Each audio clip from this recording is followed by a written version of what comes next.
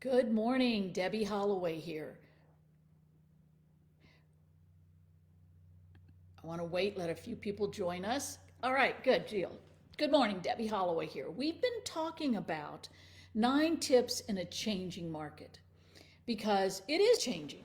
Rarely do I go on a call with the client when they go, oh my gosh, we had multiple offers, we had 30 offers, 20 offers. We're not hearing that.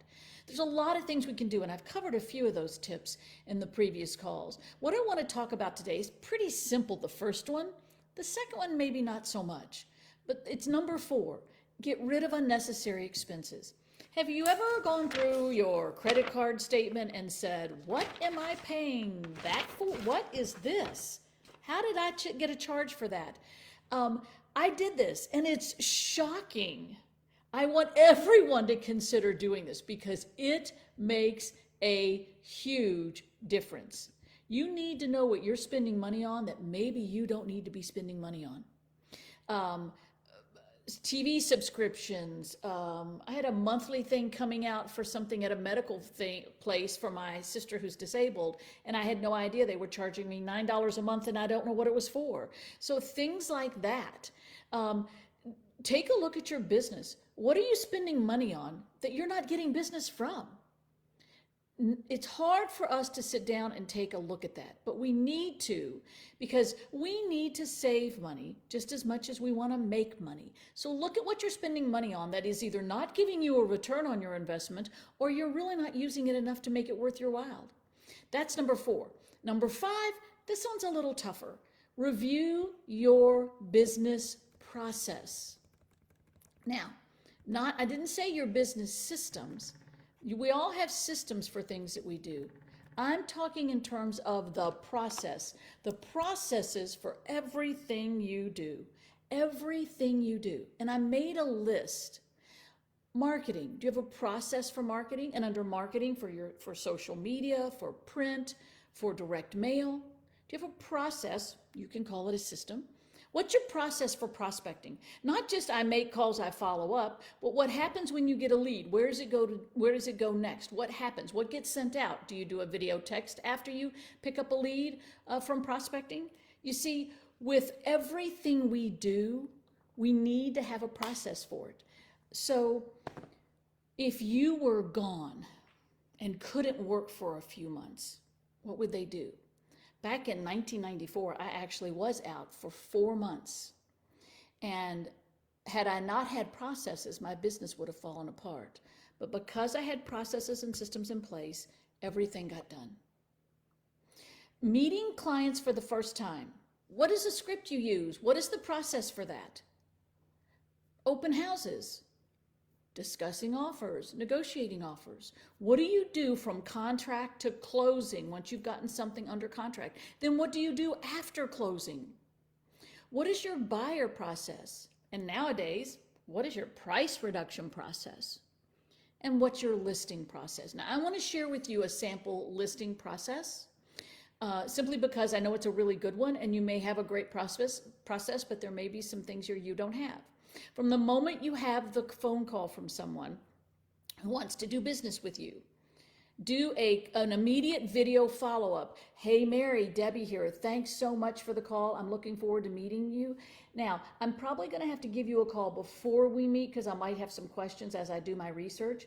I'm going to be sending you an email, and it's got a list of things in there that you're going to want to know before we meet. If you've got any questions, this is my number. Feel free to call me. Look forward to seeing you Saturday at 4. Pretty basic. Then you send them an email, or you send them something that a lot of our agents are using. It's on High Note, and it has several things you can click on. It might be some sample marketing. It might be the disclosures that they're going to need to fill out. Another might be reviews and testimonials. Prepare them. Then when you get to the house, you stand out front with your phone again and you say, hey, getting ready to list this amazing home. It's in a great neighborhood. I'll share more information as soon as I have it. I know you're going to want to show this house. Then when you go in and they say, so what are you going to do to market my home? Well, I've already started. This is going to go out to all of the agents to let them know about your property right away. Again, does that set you apart? Maybe. Now, I'm not suggesting you do this one, but I will tell you that this is something that I did. And that is, I recorded all my listing presentations. Now, of course, at the time, I didn't have the boom box. It was a little smaller, but I had a recorder that I took in, and I set it down and I said, now I'm going to be recording this conversation. We use this to train agents at the office that want to know how is it that successful agents like me do such a great job for their sellers and get their sellers' homes sold at a great price. So we're recording it. I'm not going to use your name. We're not going to use your address. And if at any time there's something you don't want me to record, just do this and I'll stop the recording.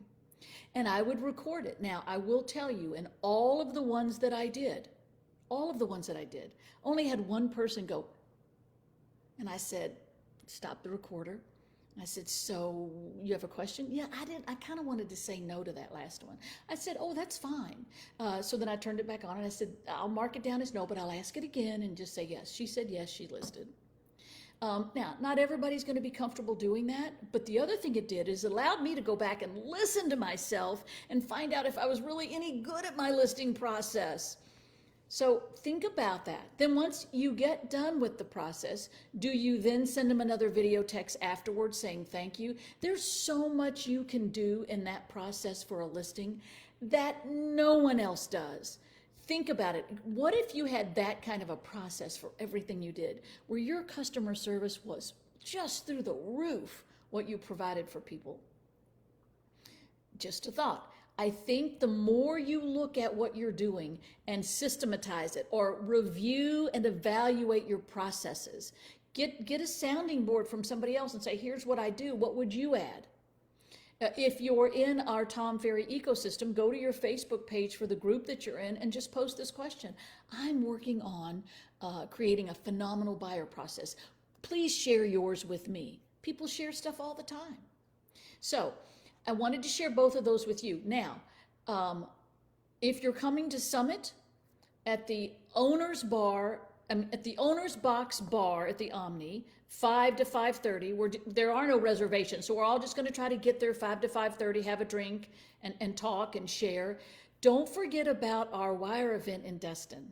At this point, it looks like it may be our last wire event, so you're going to want to be there. There's a half day for those of you, and you can check on the wire page to know what we're talking about. There's a full day, which is the main day event. And a lot of us are going to stay over an extra day because who wouldn't want to stay over in Destin, Florida? It's beautiful. So make sure you get your reservations and you join us. And after the summit's next week. I'll try to join those of you that aren't there so you can see what's going on at the summit. But after that, we're going to finish this up on our 9 tips. We're going to talk about segmenting your clients and creating marketing for them, setting your business goals, contributing to the community, and learning from other businesses. All of these things will help you in your business and in a changing market. Thank you, guys. Make it an amazing day.